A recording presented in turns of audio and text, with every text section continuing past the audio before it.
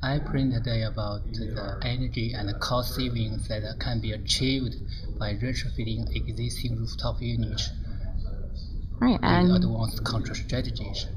So, because packaged rooftop units is widely used in the United States, it's very important to improve the operating efficiency of this unit with advanced control.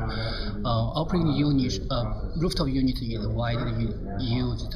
According to the Energy Information Administration, about 40% of of commercial buildings and 60% of commercial floor spaces are served by rooftop units.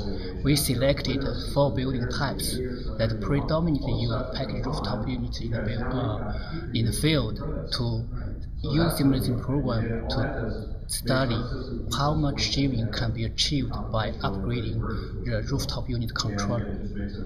Our results show that with the RTU retrofit with adding economizer, DCV, and multi-speed fan control and season cooling, we can achieve from 60% to 56% of energy saving.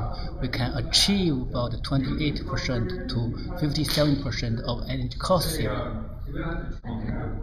Yeah, it's good to really improve the operating efficiency of rooftop units in the field. That's the target of our research. We would like to see it can be realized in the field.